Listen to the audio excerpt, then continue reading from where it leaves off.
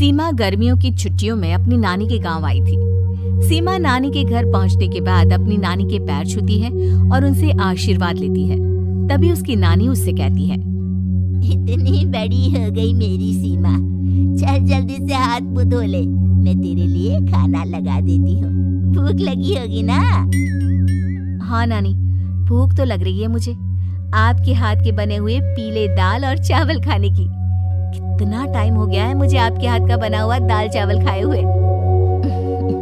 तू तो नौकरी में व्यस्त थी, तो तुझे कहाँ से टाइम मिलेगा अपनी नानी के लिए? और जब इतने टाइम बाद आई है तो ज्यादा टाइम के लिए रुक कर जाएगी तू। हाँ नानी, इस बार पूरे 2 महीने के लिए आई हूँ। सीमा की नानी अंदर जाकर उसके लिए खाना बनाने लगती है। सीमा कमरे में अकेली होती है, तभी उसे किसी औरत के रोने की आवाज सुनाई देती है।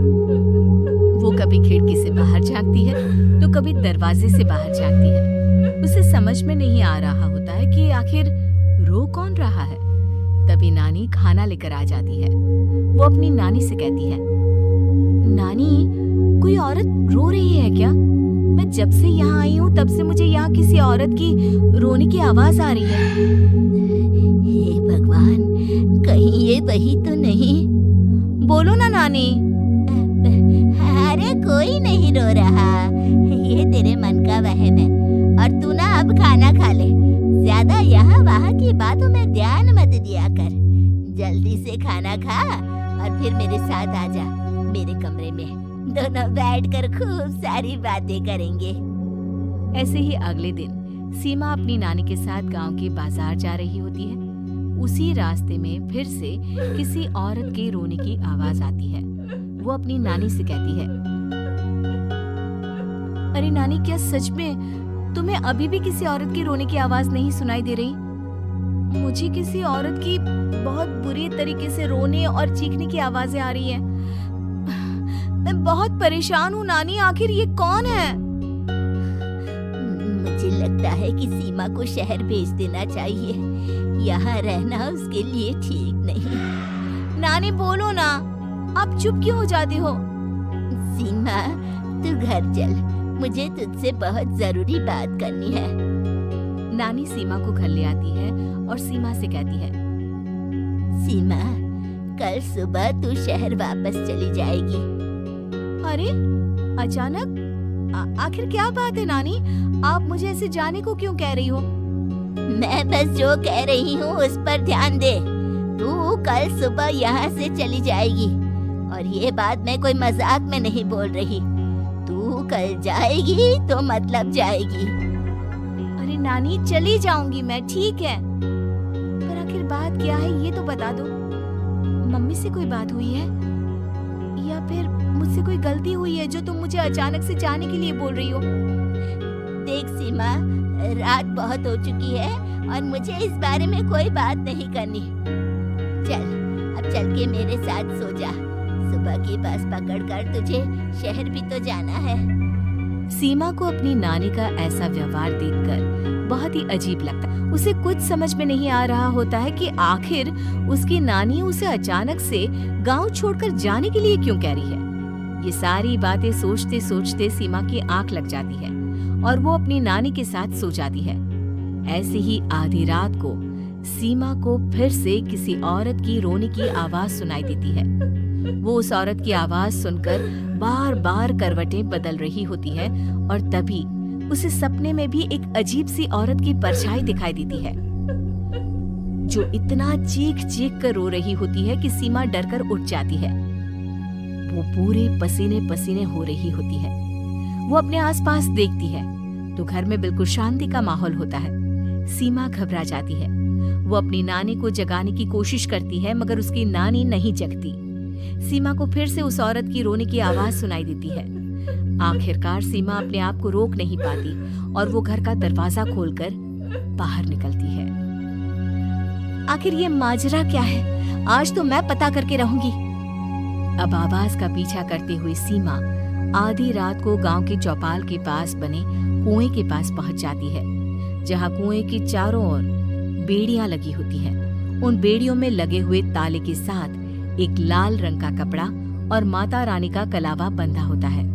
उस कुएं में से सीमा को किसी के रोने की आवाज आती है। सीमा परेशान हो जाती है। इस कुएं में कौन है? कौन है यहाँ? सुनो, कौन है? कौन रो रहा है? वो चिल्ला चिल्ला कर पूछती है और साथ ही लोगों को जगाने की कोशिश करती है, मगर किसी को भी उसकी आवाज सुनाई नहीं देती। अब सीमा खुद उस कुएं के पास की बेड़ियों और तालों को खोलने की कोशिश करती है और किसी तरह कुछ देर की मशक्कत के बाद सीमा उसको खोल भी देती है।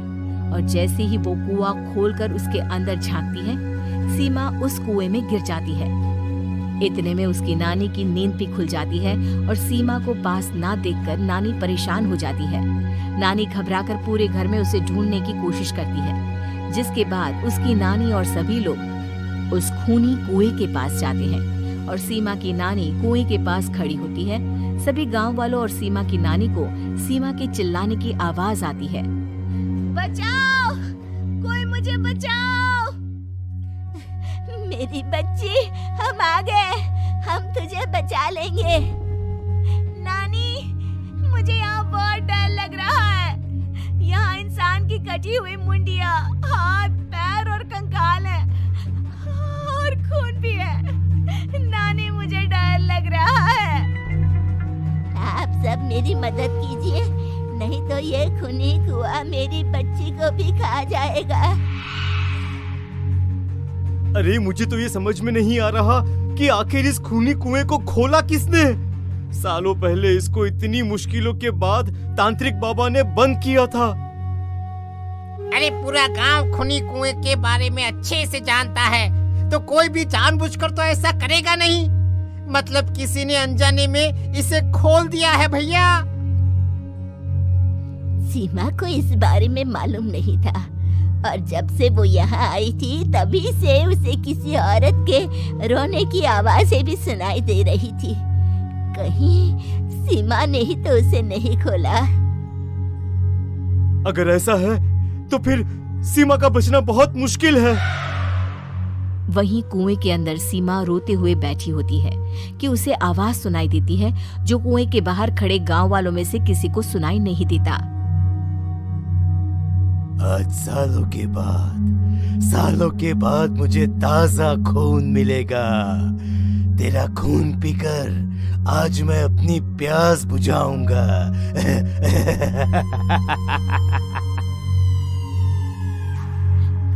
कौन है? कौन है? मत मारो प्लीज, मुझे जाने दो प्लीज। मैंने किसी का क्या बिगाड़ा है? वो तुझे मरने के बाद पता चल ही जाएगा। जितने में गांव वाले और सीमा की नानी कुछ सोच पाते, उतने में उन्हें सीमा के चिल्लाने की आवाज आती है और अगले ही पल सब शांत हो जाता है। क्या हुआ? सीमा, मेरी बेटी।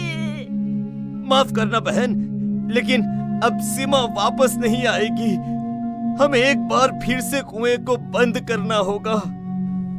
गांव वाले तभी तांत्रिक को बुलाकर लाते हैं। एक बार फिर अपनी शक्ति से तांत्रिक बाबा उस कुएं को हमेशा हमेशा के लिए बंद कर देते हैं और वहां एक बोर्ड लगा दिया जाता है कि यहाँ आना मना है।